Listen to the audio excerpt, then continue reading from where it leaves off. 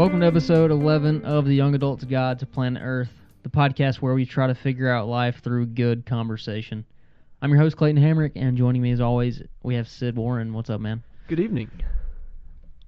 Good evening it is. Yes. Unless you're listening to this in the morning, and therefore, good morning. And we have Hunter. He's back this week. What's up, Hunter? Hiya! What's good? Nothing much, man. I'm just excited. I'm back, and this, in the grind. I was on a cruise recently, so Yeah, we really talked about you a relaxing. lot last week. So. Oh, nice. We missed you. Thank you. So today we're gonna be talking about like a bunch of different things. So we're gonna do what we're gonna call our 5 questions episode, where we have 5 questions, kind of like little mini topics, if you will. But first, as always, we have the quote of the week. What's the quote of the week, Sid? All right. Okay, I just scrolled up. You don't have it memorized? No. Okay. This is by Henry Ford. Anyone who stops learning is old, whether at 20 or 80. Anyone who keeps learning stays young. Nice. Just a nice general little reminder. That is like my passion in life, is to learn every day and just keep learning. Because you see like these not like elderly, but like older teachers, like in high schools and colleges. They're so cool, and like they still seem like they have that young spirit, because that's like what they do. They just learn. Yeah. So that's really cool. Okay, so we're gonna move into it. This is kind of a cheat on these first 2 questions, but I figured we'd do it anyway. So the first question of our 5 questions, we're gonna grill Hunter about how his vacation was and about how he was fortunate enough to go on vacation while we still had to work. Mm-hmm. So where did you go? Where did you cruise to? Well, first, I'm going to tell you how it went. Friday, I left. Whole itinerary, bring it on. Oh, yes. We all got into my mom drove us, me, Mom, More details, Lauren, man. and me. What was the temperature?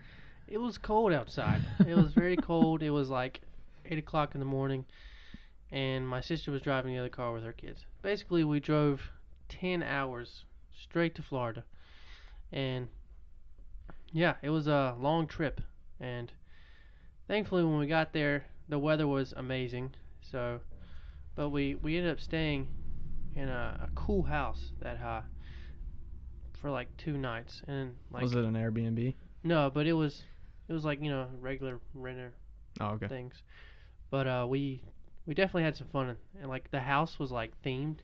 Like the kids' bedrooms were themed Star Wars, and then Mickey and Minnie Mouse, and then each one of the other bedrooms had like a huge poster of like Marilyn Monroe, Elvis, James Dean. It was pretty cool. It was really nice. But the reason we did that is so we could go to Disney World, and so we did the Disney World thing where we went to Epcot.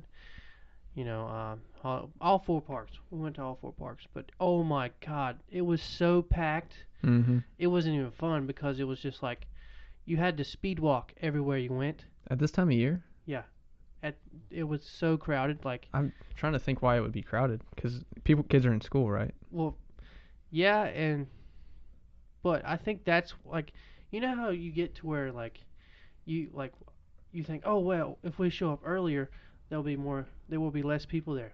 So I think everyone thought that. Oh, and okay. So it was like more people than it should be. Disney's always crowded, man. There's like not a time of the year that Disney's not crowded. I feel that's like. true, and it's even worse in the summer. So I guess it doesn't matter when you get there. Because like, to be honest, I would rather go in the winter or fall or something, because Florida in the summer is torture.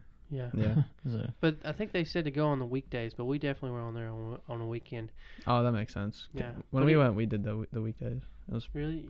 it How was that? it was crowded. I mean, Disney, like Clayton said, is always crowded, but with Fast Pass and then just going to the right rides at the right time. Oh my God! Let me tell you about Fast Pass. Okay, so we got the Fast Pass, but we didn't fully understand it. We thought that you'd get rides, like you just jump in a ride with the fast lane and that'd be fine. We didn't understand that you only had you had to reserve your Fast Passes. Like, yeah. Yeah, man. we were used to Carowinds, with their Fast Passes. We didn't think we had to reserve everything. Did y'all do like you have the little bracelets, like the electronic bracelets? We had a card. Here, I'll show it to you. Last time my parents went, they got these little bracelets that looked like Fitbits. And like you would go scan them at the Fast Pass lane or whatever, and it'll track like everything you did. Yeah, some people had those. They were red. I think that's like part of a package that you can buy or something. Yeah. Well, most people that were staying in the resorts got them from the resorts. Yeah. Yeah, we had those, and they let you get food, get on rides, get in your hotel room, Yeah. get into the water park. There was so many people there that had Technology those. is amazing, actually. man. Yeah. But we went to Magic Kingdom first, and we took most of the pictures there.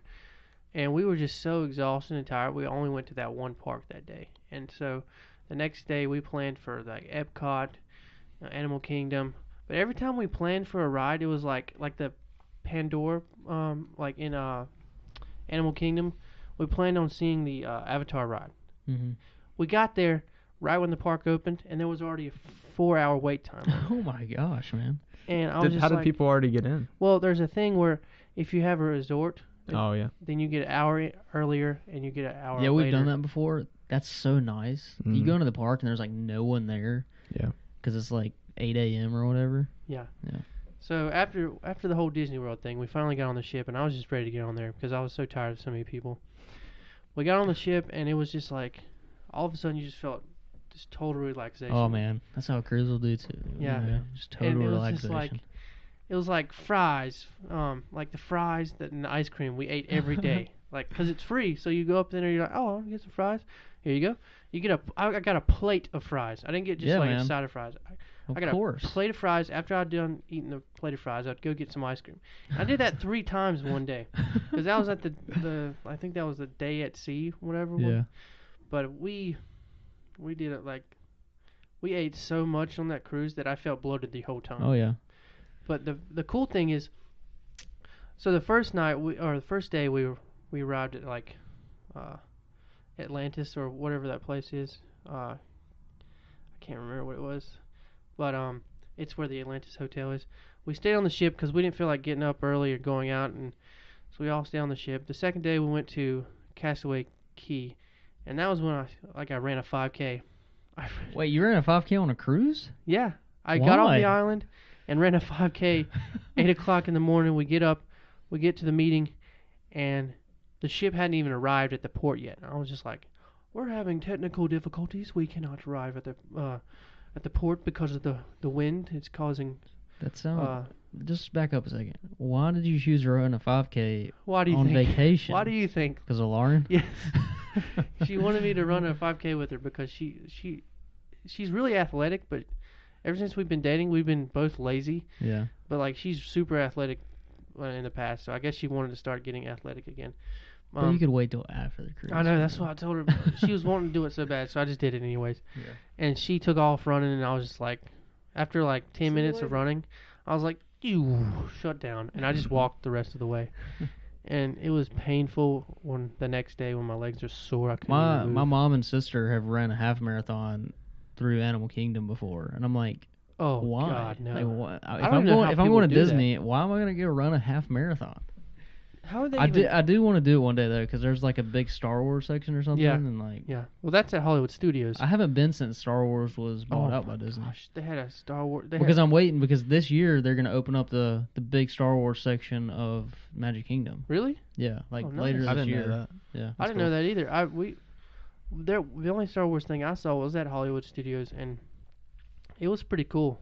Like the coolest ride there was where you got into this little ship-looking thing, but Yeah. it didn't move. But it was like on those pressurized tubes that Yeah. move you up and down. But it was. Well, apparently they're opening a whole section of the park that's like totally dedicated to Star Wars, and I'm super I can't excited wait for that. I'd rather go back just for that. We should all part. go together, like as friends. Yes. I've never been to Disney with like friends. Yeah. Yeah, me either. it's, That'd be kinda it would cool. be so much more relaxing if you just went with a bunch of guys and like did. Your Yeah, own because when thing. you have kids and like your family, man, Yeah. it's and still fun. My favorite part about Disney is actually going with kids, just seeing how excited they get about Yeah. everything. oh, my nephew and niece, they were not having it.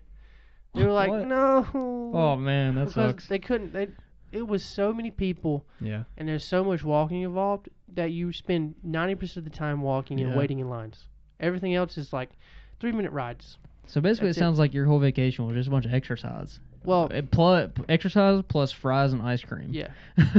Well, a bunch of Broadway shows on the strip, and like Yeah. just laying in the sun, and drinking high tide, and a bunch of like mixed drinks. It was good. So did you like did you have a chair reserved, just kind of lounge a lot? Because No, like there's not that many people on the ship. When it comes to like doing things on the ship, it doesn't seem like there's that many people on the ship. Yeah. So you can do Yeah. whatever you want, and you'll still have room spread out to do whatever you want. when I went on a cruise, I just noticed that there were some people that it seemed like every day they just spent all day Doing one thing. sitting in a chair. We did Like, that. Yeah. When we went on a cruise this past summer, me and Mackenzie would wake up at like 8 a.m. and go get like the same. Like we would go to the adult only part because like no kids, it wasn't annoying Yeah. at all.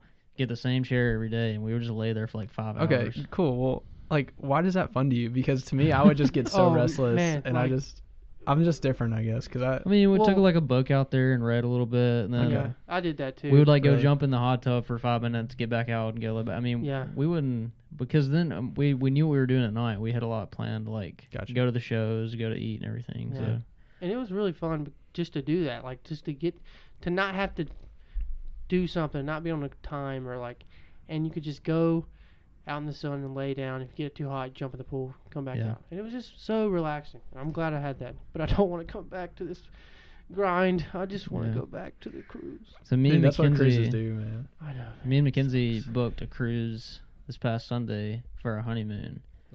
Ooh. Booked a cruise out of Venice, Italy, That's amazing. to the Greek Isles and whatnot. And then That's gonna be awesome, man. we're gonna like That go is over gonna be there. sick. We're gonna spend a day in Rome. Holy crap. Then we're gonna spend a day in Venice, and then we're gonna go on the cruise. And I'm so excited about it because until we booked it, it was like that thing. I was just stressing out about it, like Yeah. But then we booked it, and it's like relief. Now we can just focus on other things, and now just be excited Yeah. about it. Dude, for me though, when I go traveling, I want to stay more than a day at a place. Like I was just Yeah. thinking about that with what you said with Rome. If I went to Rome, I would have to stay for at least a week or two because I don't know, man. There's not that much. Rome's not that big of a city. it ain't. No, you can do everything in like 2-3 days. Oh, that's good. But like all of Italy, like that's where you get like you would need a couple weeks because you got Sicily, Venice, Oh, yeah. Rome, the Vatican if you want to go to the Vatican. I guess it just Oh, yeah. depends on how you want to travel, because you could spend a day or a week and still get that Rome experience. Yeah. But like, if you spent a week, there wouldn't be a lack of things to do, I don't think. Yeah. Yeah. I mean, I was just saying that because like I spent like 3-4 weeks in Jerusalem, Yeah. and I can close my eyes and still know the streets like the back Yeah, of that's my head. cool. Yeah. One See, of the places we're going to Athens, Greece, and like places like that where I would like to stay longer than a day, but like we're gonna do like tours and stuff. So Yeah. hopefully we can get a lot of the experience. Yeah. That's so cool. I feel like that's gonna be the ultimate cruise, That's like in gonna the be fun, Mediterranean. man. I don't think it gets any better than that. No, We were thinking and about it's gonna doing be something like great that, too. weather because it's like September, and their weather in September is like high 70s, like not hot, Mhm. not cold. It's like Yeah, perfect. that's awesome. Nice. Dude, if I went on a cruise with me and Lauren, I think me and her, well, we need other people to be with. Yeah. Not that we don't get along with each other, but we tend to like get lazy if we don't have other people to like hang out with. Yeah. Well, that's the thing about the Mediterranean cruise. Like, it's different than like cruises we're used to going on because there's like 5 stops. Like, there's only like 1 day at sea, and every day you're to like a new place, a new port in Greece. So there's like you always got to be doing stuff. Mm. It's more like traveling and less like a cruise. But then you do have that 1 day at sea, and then like all the nights are basically the same. That's how my Europe trip was when we went on a cruise in Europe where we this is back like 5-6 years ago, and we went around the European, or not the European, the Europe, or The Europe. God, Mhm. the United Kingdom. I couldn't think of it. I was like, gosh. But yeah, we got off every day and spent Yeah. all day on the land. Well, I guess we need to move on from talking about vacations into the rest of our topics. Wait, what did y'all talk about last week? Well, that's what we're going to get into now. So our next question, like I said, this is also kind of a cop-out, but we just wanted to kind of get your input, Hunter, on what we talked about last week, which was passion versus practicality. So we kind of contrasted the two of like, basically how should you go about your life? Should you focus more on the things you're passionate about, or should you like step back a little bit and just be practical about your decisions? Well, for me, I always look at other people when I think about that. Like, for example, look at the people that were all practical with everything they did, or 90% practical, and look at the people that were 90% passionate. Like, Yeah. you seem to see more successful people with passionate Yeah. than you do practicality. And that's because it's not practical to take risk. But when you take Yes. risk, there's huge rewards. Yeah. Depending on the risk, though. I agree. So I think I would lean more towards passion. Yeah. Just because I'm more like that kind of person. Where I'd rather risk something than have to not having that experience. Mm.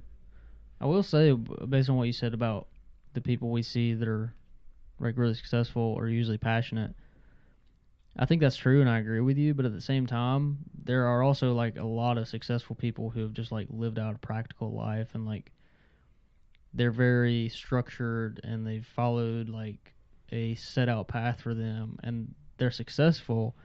But then it comes to like, how do we define success? Because for me, true success is being successful in something you're passionate about.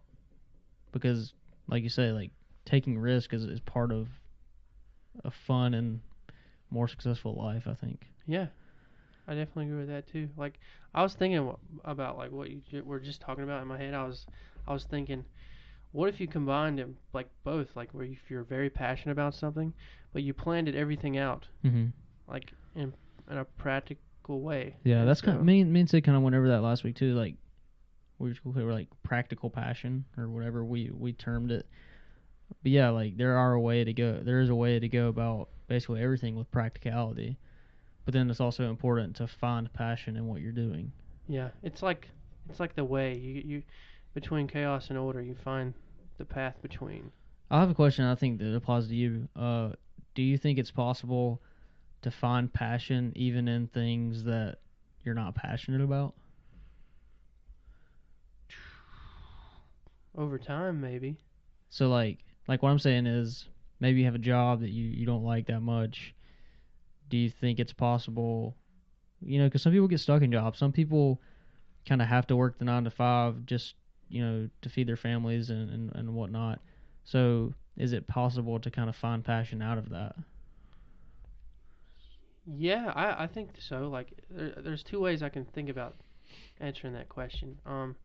One way I would think is like rewiring your brain, like accepting reality the way it is, and focusing on how you can make it better in what you are in. Like, if you were stuck in a job and there's not really a way, like it would be better for you to stay in this job than doing other things or quitting it. Then yeah, you could rewrite your like brain. Like, you just say, all right, listen to yourself. You can say it's better if I do it this way, and I just like it. I don't know. Yeah. And the other way I was thinking is you find passion within that job. Like, Yeah. if you're passionate about helping people, then in the job that you don't like doing, you can help other people in that job. Yeah. To make it worth being passionate for. Yeah, I think me and Sid kind of went over the same type of points last week. I just wanted to get your opinion on it, kind of, because you were in the ocean and not here, and we Completely talked about you and made fun of you, and oh, great. you just have to get back and listen to it, man. Oh, speaking about being in the ocean, it's so great to be unplugged. Yeah, it is, man. Yeah. I know what you mean. Going off, not having access to your phone for like a week is so nice. I mean, I enjoy just not having to like get messages from people. Well, it encourages conversation and like face-to-face interaction. Because Oh, yes. even though me and Mackenzie have those things, like, sometimes she'll get on Instagram. And I hate that when you're like with your significant other and they're like on Instagram. yeah, I don't like it either. But like, I understand it. I'm not mad at her about it. But it's nice when you're on a cruise and there's. Yeah. I mean, there's Wi-Fi, so I guess you can still go on Instagram. Well, but the thing about that was we only got like 50 megabytes, which is super slow. yeah, that's like nothing. Yeah. All right, let's move on to our third question. This one is going to be Sid's question. What do you have for us, Sid? All right, so I had a hard time choosing between two, but I'm going to go with this one. And that would be, what are your guys' testimonies? Whoa. Hunter, you go first, man. I gotta think about this one. I can start with mine because it's Yeah, kind you of can simple. go. Somebody. Okay, so I was a little fry, I think I was 12, and of all things, we went to this strongman, like. I probably went to the same one. Yeah, it was in Shelby at like a Baptist church, I think. And, over there, like near Verizon. Yep, right. Yeah. Yeah, right there. Yeah. So there's this strongman thing, and they were these really strong guys that used their muscles for God. Like they used it as a witness, and they put on this show where they would like break baseball bats with their knee and bend cast iron pans with their bare hands. I still don't know how they did it, but like they actually gave me one of the bats that they broke. Yeah. So I have that as proof. That's cool. Like there's no like sawed out lines. Like it was legit. These guys were tough. Yeah. And they just used it, and then like they had this like call to faith at the end where they like were saying, hey, you know, if you don't know God, then you know, and then they had like a little sermonette type thing, and the actual like guys came down and prayed with you. I was 12, and it really touched me, like, because their message, even though it was like, you know, they were just being tough and breaking stuff, like they really brought it down to, and it really touched me. And so that's like the first time I ever gave my life to God and prayed and told Jesus that I wanted him to come into my life and be my Lord and Savior, and the rest is history. So yeah, I think it's pretty funny because like I'm not a workout type guy. Like I'm lean, but I'm not like muscular. So I remember that exact thing. Another thing they did was they bent a piece of rebar over their head. Oh, yeah. And they made it into the Christian fish symbol. Yeah. And then another thing they did was lift like a 300-pound log over their head. Mm. Yeah, I remember that like it was yesterday, man. Yeah. Oh my god. It was cool. Yeah, it was cool. I don't know, what do you got, man? You want me to go next? I never liked talking about mine because I couldn't really pin it down because I've had a lot of moments like that. Yeah. Mainly because like when growing up, I don't really have a testimony for growing up. Like I was always in church. Yeah. And so it's kind of one of those things where it's like you just grow up in it, so you don't really have a story. But I guess if I could really think about when I was like, here's what I mean when I say I have different times in my life like that. Like I wouldn't say it was more like revamp. You know what I'm saying? Like in Caswell and in campus outreach and in Young Life are the three things that I've experienced those things. And like Caswell like really got me interested in, and like in, you know, growing up in church, you're not really interested in all of that until you start learning about it. Like how old were we when Caswell? Like I don't know, 12, 13. 12, 13. Yeah, exactly. So like that's when I was just getting to understand all that, and I got baptized when I was 13.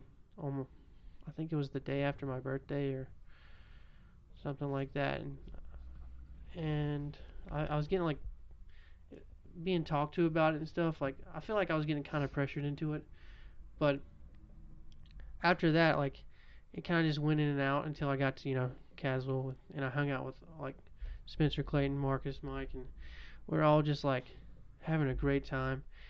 And that's when I felt like, you know, I had a calling. And after that, like it kept going in and out. Like when I say in and out, like you know how your life goes and you get distracted by other things. Yeah. But like I think let me just bring it back. The biggest time in my life when I had like an awakening was probably in campus outreach, because I had to like actually teach other people for a change. Like instead of just riding along with the curtails of like, you know, like Young Life and Caswell where we would learn about things, in campus outreach I had to like turn around and teach other people. And so like I just went into like a huge research mode kind of. Yeah. I started reading books and like learning more and more about the Bible, and I took classes in school, and I was just so interested in all the history and the knowledge. And I think that's like when I started growing in Christ, and like when I went to college and I started having to give like guidance to other people and stuff. Yeah. But that's the thing about our lives is like we ask what a testimony is, and sometimes you just think about it as the time when you like gave your life to God for the first time, but really our whole lives are testimonies. Yeah. And you know, that moment when we give our life to Christ, it's a it's a beautiful, meaningful thing that we do. But what really matters is what we do down the road for other people, leading other people to Christ. And that's all part of our testimony, because I doubt that there's been one person on this earth other than Jesus who came to know Christ and is faithful their whole lives. We always have that up and down, side to side type thing. And it's all about what we do in the end, and the highlights that matter, and just overall just keeping our hearts attuned to God. Our actions, we can make mistakes, but it's just so long as our hearts are always tuned to God and we have a spirit of, what's the word? We ask for forgiveness, and our consciences are strong, and we're always trying to just do our best for God. God sees our hearts, and I think that's my testimony, is that, I'm just searching for my, like, I want to find the value that I have for God, because I know I'm on this earth for a reason and I haven't found it yet. So, yeah, that was long, but I just say that because, like, I know all three of us were born into the faith.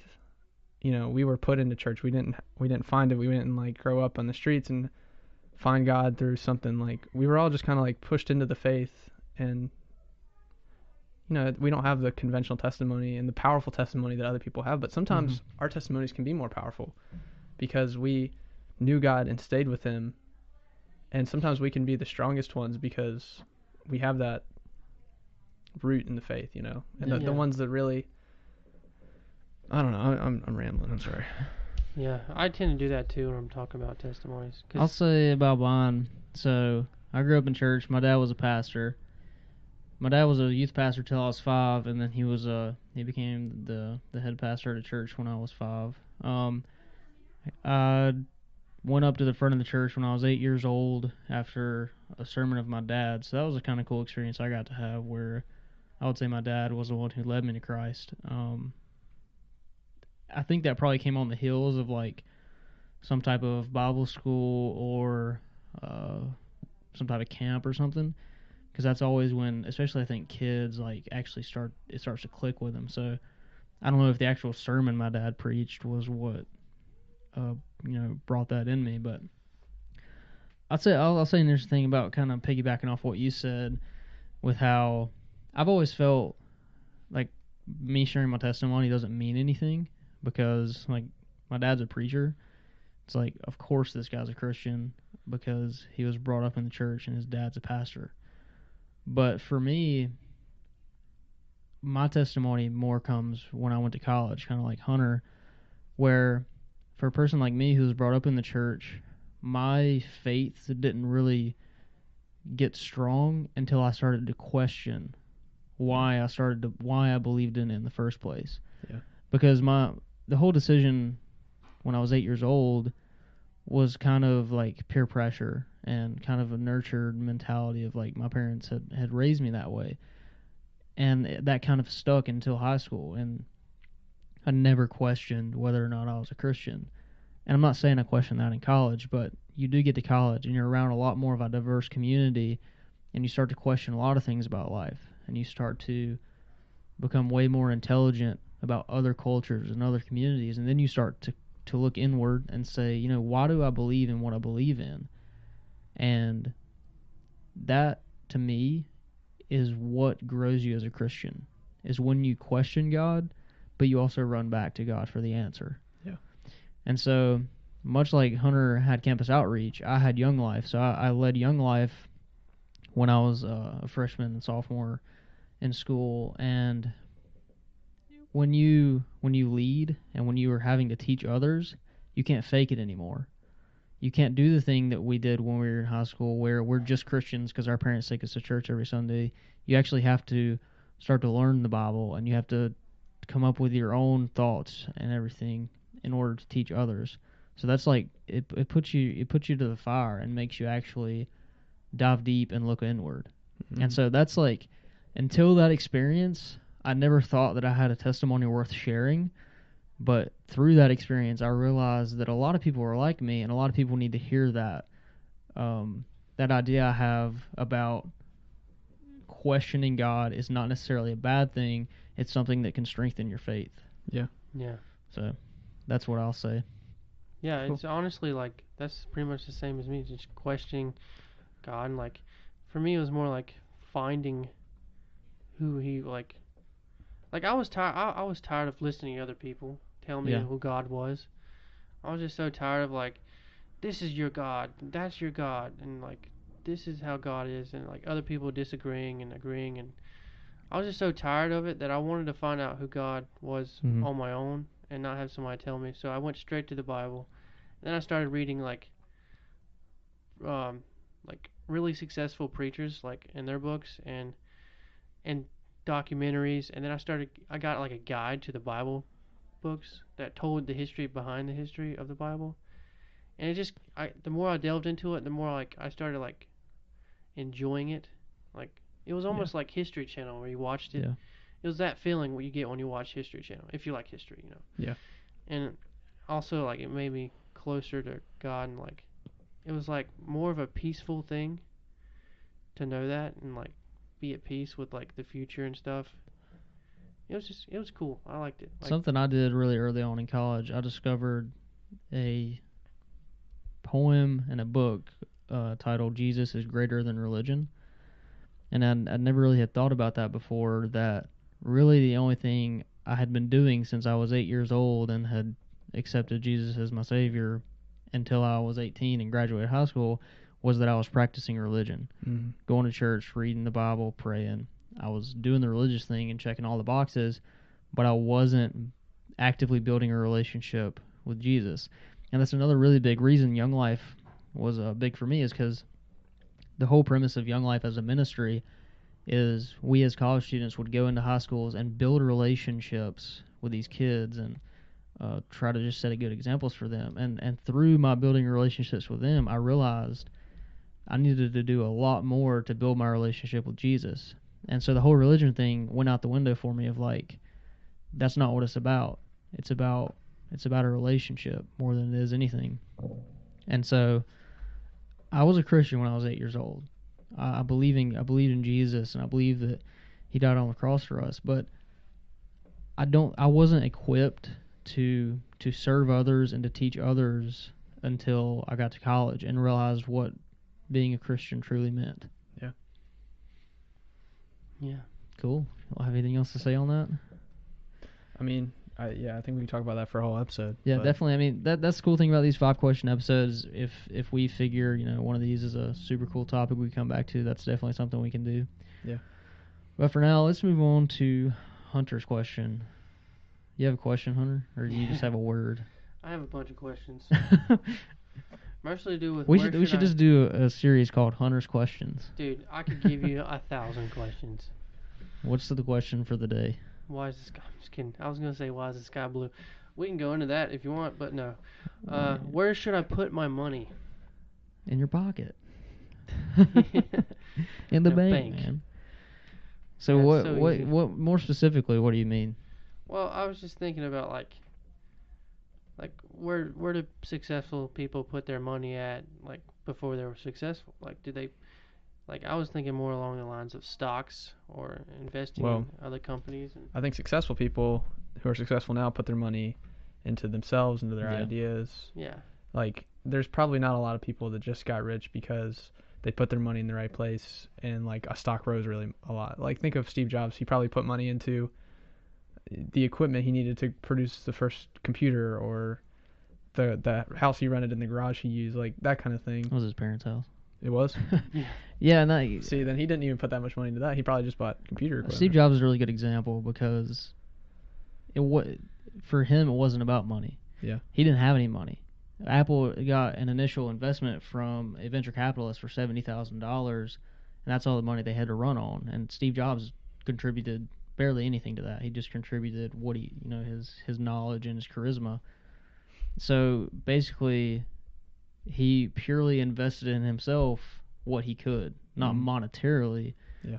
But I think going back to money, because this question is more about money, is like you can do that same thing with money, where you have X amount of dollars. Where should you put that? Well, do all that you can to put it back into yourself. So like I was telling you a while ago, if you want to learn something, like go sign up for Skillshare or Lynda or one of those websites, and that's an investment because you're putting whatever it is, $20 a month as an investment, and that's an investment in yourself because you're Yeah. gaining new skills and stuff like that. And if you have goals of where you want to be, what you want to be doing, you should try to pull your goals away from just money, because there's literally billions of paths to any amount of money. I would say, like we talked about last week with passions, think about like what you want to do, and then find a way to make money with that, and you usually can do it. And unless you're talking about like your retirement account, as far as investing money, I really agree with Clayton. It's just like, where do you want to be? So Hunter, as an example, if you don't mind me talking about this, you're not crazy about your job right now. What job do you want to do? Invest in the certificates or the education that you can put on a resume to look great to those companies, and then do that, like with that money. And then 5 years down the road, you can find yourself in that company making a higher salary. And then let's say you don't want to do that. You want to start your own business. Invest in the education or in the supplies you need to do that business. But other than that, right now, as far as an investment, like, we want to be a little more risky if we're talking about investing in like the stock market and real estate.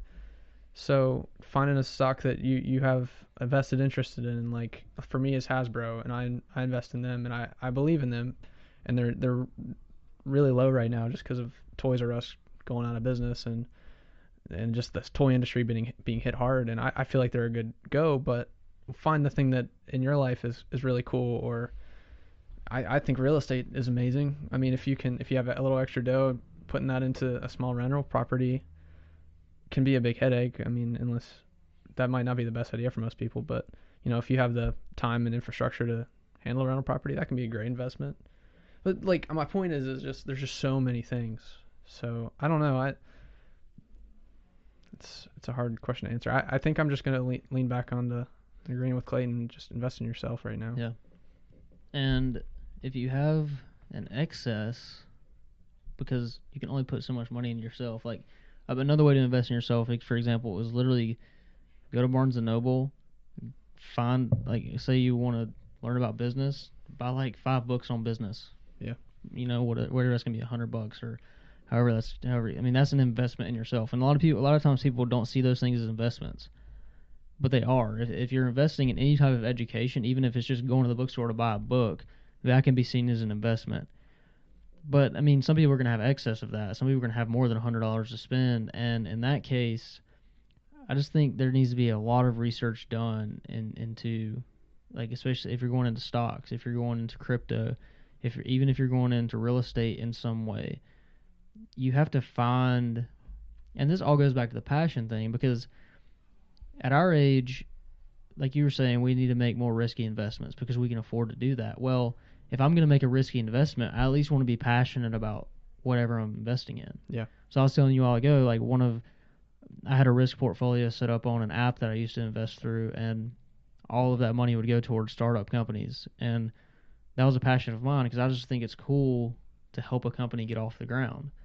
So I think that's what you need to look at if you're young and you're looking to invest disposable income, is like, find something that you really care about and figure out how to invest in it. Yeah.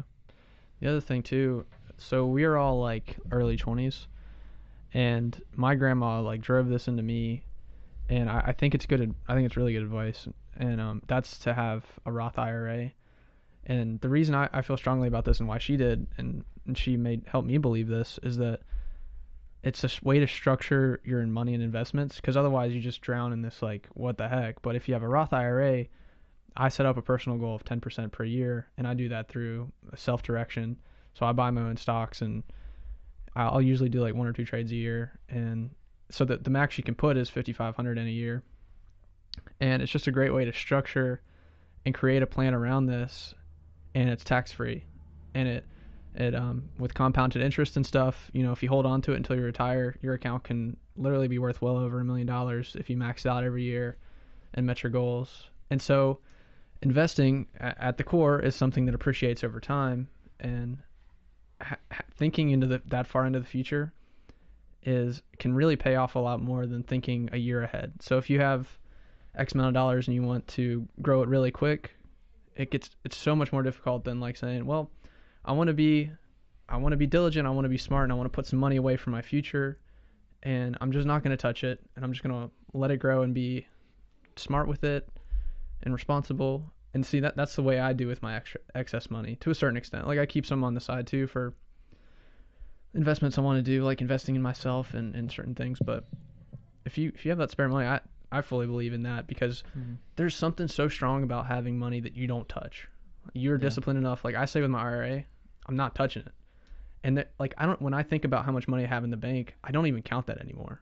And that's a sizable amount that is part of my net worth, but that I don't factor into any of my financial decisions. Yeah. And so there's just a lot of value to that, because if an emergency ever happens, I have my emergency backup and I have my IRA. So it's like a double layer of protection. You know what I mean? Based on that too, I'll say something real quick. Before we even talk about investing or putting your money anywhere, you need to have emergency savings. Yeah. So what a lot of people do is they'll calculate their monthly expenses, whether that be rent, power bill, gas, whatever. They'll calculate that, and then 2 times that will always be in their savings account as an emergency fund. If your car breaks down or something like that, that's what you have to back you up. And until you have that saved up, I don't even recommend investing in stocks. Yeah, I agree. Because, I mean, if you have all your money in stocks, or if you have your money in an IRA or whatever, bonds, mutual funds, whatever, and your car breaks down, what are you going to do? I mean, yeah, you can go sell your stocks, but like, what? That's a hassle and kind of dumb. Yeah. So, yeah, before you think about putting your money anywhere, I would definitely have whatever that number is for you in savings. Yeah. Nice. And also, real quick, because we didn't say anything about it, was mutual funds. And it's a kind of a touchy subject because some people swear by them and some people don't. I think they make sense if you want to be a little more conservative but still have a little bit of control over the risk of your investment. This is basically just paying someone. Say you have a $1,000 a month investment goal, or let's say 500. Sounds more realistic. You give the mutual fund, which is like a company, you give them $500, and they're gonna take that 500 and they're gonna diversify it between a diverse portfolio of your choosing. You could invest in a more conservative fund or a more risky fund or whatever, which is basically what a 401k is. So you set up a 401k through your work, and all that money is going into a mutual fund, basically. If you do it on your own, the only downside is they take certain percentages, and it's not like a huge percent. And also depends on how much money you have invested in the fund. But that's kind of money they take off the top, which is, hit or miss. So it kind of depends on whether or not you're willing to take that loss up front. Yeah. I don't know, man. It's a topic that people have dedicated like 40 years of research to, and there's still more questions because the whole economy and finances is always evolving, and it's always changing. It's always changing. So, and there's never the best answer either, because what if you gave Steve Jobs the most financial advice in the world, and he put all his money into a really smart investment, and just completely lost sight of his dreams? Yeah, we wouldn't have Apple, which might be better off. But yeah, but it's just something to think just about. Kidding, by the way. Like don't just focus on the money. Like we're talking in with last week. Focus on your passions and what your goals are, and not just I need this to grow. Like that's not what life's about. So for me, to sum that up, first, have your savings figured out, your emergency fund. Second, really, before you do anything with money, look at yourself and see if there's any way to invest in yourself in order to pursue your passions and pursue projects. And then third is when you start to figure out your individual needs of whether or not you want to do mutual funds, stocks, set up an RA, and whatnot. Yeah. Well, I mean, I would definitely do a 401k. Yeah, if your employer, especially if your employer offers like a match 401k where they match 100% of what you put, like that's such good retirement. If you give a crap about where you're going to be in 30 years, I mean, if you're that kind of person that just lives in the moment, then so be it. But literally max it out. If they're matching your money, that's just they're giving you free money. I mean, yeah, and if you can afford it. And who knows if we're ever going to draw any of our Social Security because that whole system is busted. But yeah. Now, what's the thing with that? So you basically pay you pay 15% of your income into social, not 15. You pay 7% of your income into Social Security every year, and then whenever you come of age, the government will give it back to you. But What the heck? That's it's what it's happened? government retirement, and it makes sense to a certain degree. But then you really look into the system, and it doesn't really work. Well, do people ever get their money back? Yeah, when you like retire and start and like get to a certain age, you just start So drawing what is Social this Security. age? What? What is this age? I think it's like 68 or something, but like it keeps going up. So like by the time we get there, it'll probably be like 74 or something See, like that. that's not even fair because most people die. Well, that's why like literally you have to do your own retirement because Social Security is not you can't rely on it. Jeez. And sadly a lot of people do rely on Social Security, and then when they retire, I mean it's a paycheck every month, but it's not a lot. And that's another thing you got to think about too. I'll just say this real quick. If you ever do own a small business, you have to pay 15% Social Security instead of 7% because you are your own employer. Yeah. So, like, if you have these dreams of becoming like owning your own business and everything, you got to actually look into the taxes because a lot comes off the top.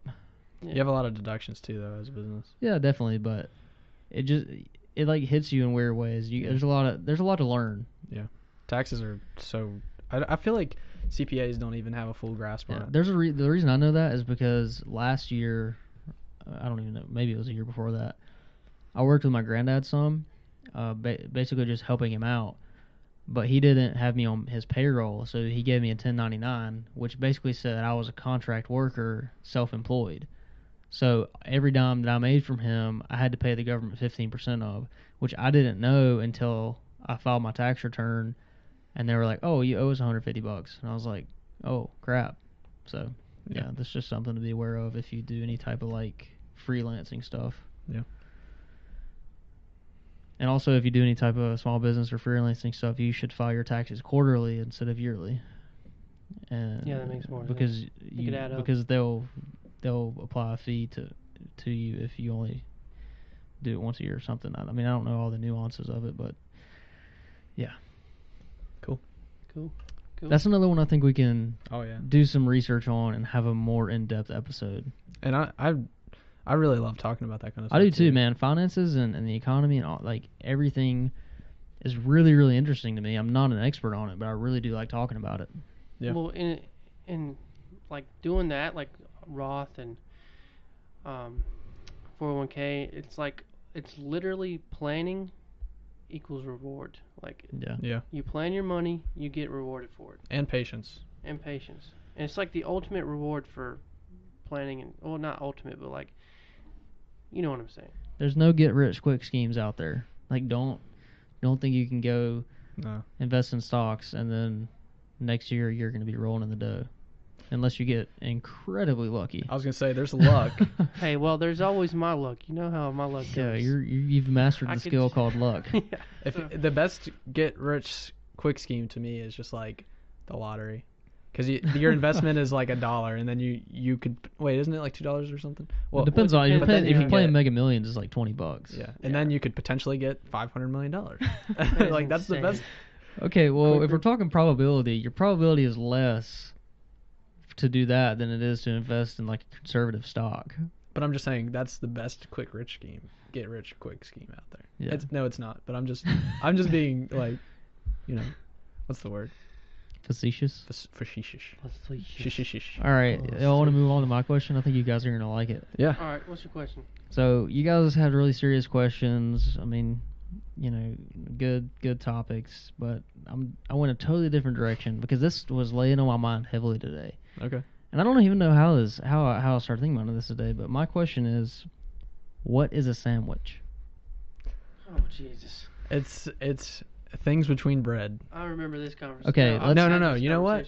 It's things that are in a sequence, so it has to be 1, 2, 1 always. There always has to be 2 ones in the end, whether there's like a million. So is a hot dog a sandwich? Yes.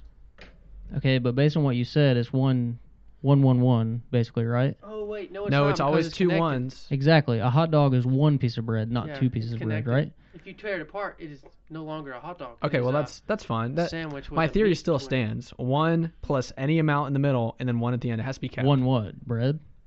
1 any like if there was 2.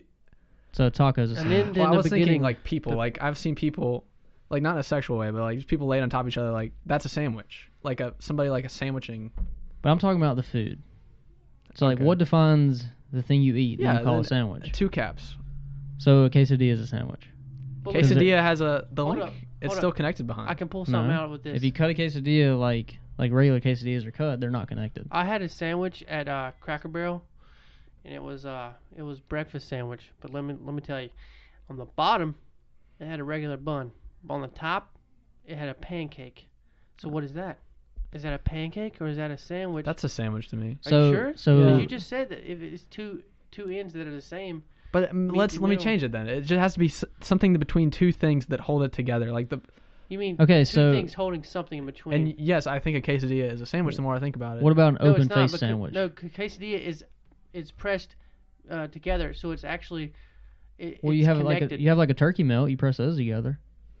but that's that's no a longer- sandwich. Oh well, it's So what about an open face sandwich where you have one piece of bread and then you put like turkey and then you put like some cheese melt on top of it, but you don't put another piece of bread, but they call it an open face sandwich. Do you think that's really a You sandwich? can cut the open face sandwich in half and But squish that- the Put it on halves top of each other. together, But- and that makes a sandwich. If you look at it that way, then a pizza's open sandwich. Yeah, if you look at it that way, I will agree with you. A pizza is an open face sandwich, but I don't think open face sandwiches are sandwiches. Let me read Yeah, Let me exactly. read a couple definitions of what a sandwich is.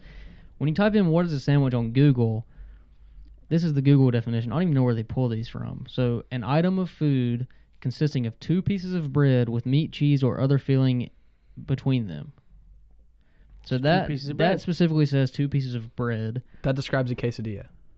but a tortilla. So you're saying a tortilla is bread? Yeah, I don't think so. it is bread. How is Flour. it not? Because exactly. because it's made completely differently than bread. It's still a dough that and it just so happens to be squished between 2 Whoa, plates. Okay, cookies dough. So Oh, you did get me. Okay. well, no, but, Although but you no, could that say doesn't you make could have sense. a cookie sandwich where you have ice cream Yeah, in the ice middle. ice cream cream sandwich. So you could have ice So cream I sandwich. stand where So- I am. so Trying to what- trick Cookie me in up. itself is not a sandwich. It is. So what we're saying here is, and I agree with this. I don't think Google's definition makes any sense. I don't think it has to be bread. It can Okay. be anything holding 2 things, anything that's any 2 things holding one so thing together. let me. So Without that was touching. Google's definition. Let me read Merriam-Webster's definition, which is kind of the same thing: 2 or more slices of bread or a split roll having a filling in between them. Hot dog bun. Well, that limits it a lot So better. that makes it more precisely towards. And the food reason with the bread. reason that I kind of agree with this is because when I go to Subway and get a sandwich, that is a sandwich, but it's the same as a hot dog bun where it's not split all the way. You know what I'm saying? Technically, Yeah. sometimes I have bread pieces that are. Okay, yeah. Because it is a sandwich. It's a sub, which is short for a submarine sandwich. Yeah. So Yeah. subs are So- sandwiches. Let me read the B definition of Merriam-Webster. 1 slice of bread covered with food. What kind of sandwich? That's an open face That's a sandwich. pizza. That's a Exactly. pizza. Why is that the definition of sandwich? That's what Merriam-Webster's second definition they're of sandwich stupid. is. That is stupid. That's the definition of Yeah. an open face sandwich. So you're saying an open face sandwich isn't a sandwich? I think I don't think so. there's I- another word for open face sandwich because I don't think calling it open face sandwich is at all correct. I think it should be called like I had it on the tip of my tongue. Like what do you call other foods? What do you call other foods? Oh gosh, I don't think there is a word for it. No, there is. I know because I've used it before. What is it called? Look it up. Just look up. No, I'm not looking up anything. What I'm going to do is read you some cases that have gone through court that have defined what sandwiches are. Oh my gosh. Oh, I didn't know there was. Or court cases at on least this. I'm we not should going have to just cut to the chase, man. The lawyers have been working on this. I'm not going to read it necessarily. Okay. Here's a quote from the article. Ruth Bader Ginsburg. Do you guys know who that is? Nope. Oh my gosh. She's a Supreme Court justice. You guys should know Well, this. I'm not. Okay. Political. Anyways, so she has weighed in on this matter. She was asked in an interview on the Late Show with Stephen Colbert. She was asked if a hot dog is a sandwich. Well, she's a judge, so obviously the way she answered was with a question. Mhm. She asked Stephen Colbert what his definition of a sandwich was, and he basically said said kind of what Merriam-Webster said, where even though it has a slice in it, it's still a sandwich. So she said, based on Colbert's definition, it's a sandwich. So she's a Supreme Court justice, you know what I mean? But she didn't answer the question. She answered the question with a question. No, she just helped him answer his own question, but she Yeah. didn't answer her for So herself. so that begs the question: is can sandwich be defined differently by everyone? Yeah, I think that's what it has to be. Well, not according to the Massachusetts court, Oh my gosh. because they say a burrito specifically is not a sandwich. And the way It's a wrap. Yeah, that's a wrap. Okay, the reason they came to this is because you know what Qdoba is? It's kind of like Moe's or Yeah. So they were moving into it was like a a shopping center, but there was also a Panera Bread in the shopping center, and Panera Bread had an agreement with the owner of the shopping center that no other sandwich store could move in there. So they actually went to court, and the court came to the conclusion that a burrito is not a sandwich, which I think everyone agrees with, Yeah. but that is backed by law, precedent in the court. Okay, another one. California, hot dogs are sandwiches. That's what they say. So they basically said this by saying, let's see, despite the fitting description, many sandwich purist, hot dog, blah blah blah. Basically, in their tax law. So when they're writing their tax law, they have in quotes hot dog and hamburger sandwiches served from sandwich stands or booth. So they categorize a hot dog as a sandwich because they categorize a hot dog stand as a sandwich stand. Okay. So this is in their tax law, and so maybe only in California a hot dog is a sandwich. I don't know. Well, so the more I think about it, if a sub is a sandwich, then a hot dog is a sandwich because subs are connected at the bottom too. Yeah. It just so happens that hot dogs have a round piece of meat, which makes them seem more like burrito-like. Well, see, but that merits. What is happening? It's your laptop. It's an ad is playing on my laptop. I guess I'll just mute it if I can figure out how to do that. But many people make the argument that hot dogs deserve their own category because of what they are, of what they stand for. Like they're like the U.S. Like that's what American food is, and the fact that there's so many varieties of like how you can make a hot dog. Well, I feel like there's not that many varieties. I mean, it's a bun with Let's look at round what piece of... hot dogs are usually served with. When you look at a hot dog, the meat is open, and you can access it without touching the bun. And you can also throw things on the meat and have it fall off onto the ground without touching So it's more the like bun. it's more like an open face sandwich because it's open. It is open. You know what I'm saying? Like if you turn a hot dog over, everything's falling out. Yeah. If you turn an open face sandwich over, everything's falling off the bread. If you take a sandwich, I mean, I guess if you're only Well, holding that's- one piece of well, bread, look it'll at- fall look at down. That's if you hamburger. stuffed your meat full, like, with all these toppings.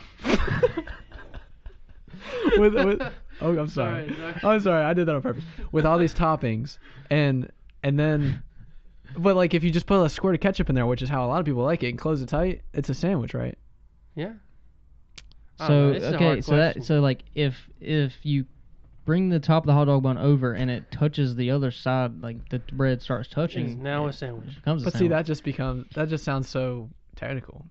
Okay, so It is technical. So the USDA has also weighed in on this, and they're the U.S. Department of Agriculture, so, I mean, they know a little bit about food. They define a sandwich as, a sandwich is a meat or poultry filling between two slices of bread, a bun, or a biscuit. Okay, can I just chime in here? Amen.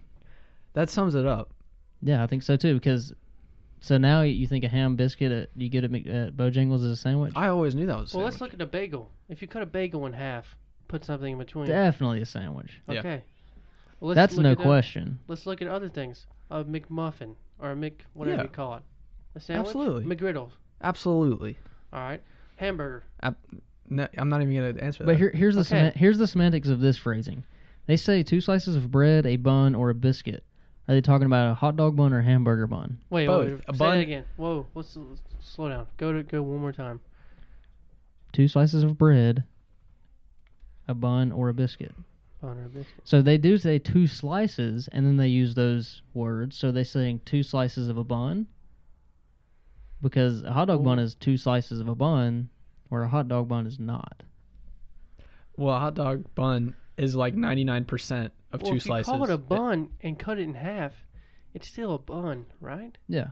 So Yeah, that's a it's good like a point. bagel. You cut it in half, it can be a sandwich, but it's just a bagel, one particular bagel. What? No. So I think that's what they say with bun. It's like it's one bun of bread cut in half and used to put a hot dog in between. So maybe that's why it's called a hot dog instead of a sandwich, because when you cut something a little bit but not all the way in half, it technically is still a bun instead of a sandwich. So you're saying like you go to Subway, they don't cut it all the way. You're eating your sub off of a bun. Well, you're eating food out of inside of a, well, what do you call a sub? It's a sandwich? submarine sandwich. It's in the name. Okay, so let's go to the next one. Blowing my mind. The USD also weighed in on a burrito, and they said a burrito is a sandwich-like product. So I don't think they're so, basically though. putting it in a different category. They're saying it's not a sandwich; it's a sandwich-like product. I'm going to make the argument that based on the fact that a burrito is not a sandwich, I don't think a quesadilla can be a sandwich either. Because I think what they said before, it has to be bread, bun, or biscuit, which is they're all breads, whereas a tortilla is not a bread. Yeah. I can agree with that. I mean, instinctually, like, if we're going to get that technical about hot dogs and all this stuff, I feel like it should join the party. But I understand, like, how there's no leavening with a tortilla. And so, like, it's technically not bread. And it's just kind of, but what is it then? Like, tortilla? Like, what is, I feel like it is considered bread. Because, like, unleavened bread, it's not, right? Well, okay, so this kind of answers that. So New York weighed in on it. This is the last one I'll read. So in a bulletin outlining the state's tax policy, this is more legal stuff. A description of what constitutes a sandwich warrants its own subhead. The article reads, and this is quoted, "Sandwiches include cold and hot sandwiches of every kind that are prepared and ready to be eaten, whether made on bread, bagels, rolls, pitas, wraps, or otherwise, regardless of the filling or number of layers. A sandwich can be as simple as a buttered bagel or roll, or as elaborate as a 6-foot toasted submarine sandwich." So when they say wraps, burrito counts in at that. Yeah, so that would counteract whatever the law was for the burrito thing, though, wouldn't it? Well, see, the law for the burrito is in a different state. So that was just a... That's in Massachusetts. Massachusetts. So this just, it all comes down to what I think is that sandwich can have many definitions, because if one state court can determine it as one thing and another state's tax law can determine it as another, then it in itself is something that is flexible. I think we have to like dig deep into ourselves and determine, like, for us what a exactly. sandwich is. So, like, want it to yeah, be. exactly. So I've heard this debate a lot of like, oh, is a hot dog a sandwich? Well, my answer to that is going to be henceforth, what do you think a sandwich is? Because my answer to that question is yes, a hot dog is a sandwich. Because I haven't heard any arguments yet that have convinced me otherwise. Yeah. Especially because you can call a submarine sandwich a sandwich. Mm. So that's what are y'all's conclusions? No, I conclude that, just like I was saying, like, it's up to you. I think I'm very liberal with my sandwich accusations. I think, like, if you want to be a sandwich, then you be a sandwich. Well, here's my thing. If there's 10 things on the table and the 11th thing is a hot dog, I'm going to classify everything as a sandwich. If I have a hot dog by itself, I'm going to be more likely to look at it as a hot dog instead of a sandwich. See what I'm saying? Yeah, I understand what you're saying. There's also the whole thing that, like, there's the stigma behind it. Like, if you went to like a restaurant and like said, like, can I get this hot dog sandwich? Oh my gosh. They'd look at you weird, you know, and then, like, so would probably half your friends, and like they would have a is that what defines a sandwich? The social construct that we have come up with. Yeah. Yeah. I guess so, but still, even though, like, I know that it's not popular for a hot dog to be a sandwich, or maybe it is, like, I still want it to be a sandwich because I think it deserves that. I think overall, people don't like categorizing it as a sandwich. But, like, after all the research I did today, which I went deeper into this than I thought I would, I'm going to say, yeah, hot dog is a sandwich. And I'm going to tell anybody that disagrees with me to go do that research first. There you go. Very nice. Well, that was a fun question. That was fun. I have a question. How do they know when the Atlantic Ocean and the Pacific Ocean touch? Okay, it's probably latitude and longitude. Yeah, like, that's a really easy question to answer. I don't know, man. Water flows. So the Atlantic flows. The into water the isn't what Pacific. constitutes the ocean. The area of land over which the water is sitting is what constitutes the But ocean. the Atlantic and the Pacific touch. No, they don't. They don't. What? Don't it? Doesn't it flow? Listen. from the- Let me. They let me probably say- touch somewhere, Yeah, right? no, but let me Yeah. say what I said again. It's not about the water. It's about the land. There's So no just because Mexico's land and U.S.'s land touch, You does understand that mean we're the same country? our whole world has latitude and longitudes overlaid over it? Yeah, I and know we that. can clock exact points on the Earth to exact places with that. So we can. It's just like an imaginary line, but it does exist. Okay. Just I was answer wondering my that. question. Just because Mexico and the U.S. touch, does that make them the same country? No, it doesn't. So just because the Pacific and Atlantic touch, does that make them the same ocean? No, I know what you're saying, but I just want to know when. Is there an actual defined? There's a defined point, but nothing you Line. can see or visualize or touch or anything. So there is a line that. Yeah, shows they've got the difference. longitude and latitude like mapped out on that. Okay, because I've never actually seen that before. Well, I Nobody mean, I has- haven't nobody either, has. but Oh, you mean the actual coordinates, like, yeah? But- No, Or the me neither. line. I haven't where it seen it is. either, but like that's got to exist, right? Yeah, it's probably not a popular piece of information, but I'm sure it's a Google away. It has to be. Yeah. Okay, that was. Cool. We should Thought just I'd do throw that an every extra episode. question in there just to get you. Yeah, Dang this it, is a man! We're gonna have to call it the six-question 6-question episode now. Dang it. Yeah, suckers. Well, I mean, I guess if you actually counted the number of times we phrase things as a question, it'd be more like a 100-question episode. We should Yeah. just call it that.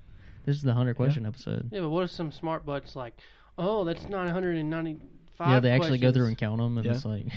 Well, if you go through and count them, please subscribe because you obviously care. And Yeah. you Tell care your friends enough about to- us. Tell us, because I'm curious. Yeah. Yeah. Somebody count how many questions we have. Ac- Is that a and- question? And don't feel pressure to because that's a huge waste of your time. Yeah. I was like, when I'm watching YouTubers that say stuff like that, like Yeah. somebody draw this picture. I'm like, somebody's gonna feel really pressured I to do know. that now. Yeah. Hey, I got another question. Why is the sky blue? Well, that's Answer that one for scientifically. me. That's the same as the ocean Isn't thing, it like man. a reflection of I the just want to see atmosphere? if somebody's going to get pressured into doing that. Who Well, that's a knows? pretty easy explanation. Just Google it, man. Everything can be Googled. We're so smart these days. We just You can't Google what we have talked Google about. brains. Yeah, you can. Take I'm probably just like kidding you. You can't 2 Google hours. what your testimony is.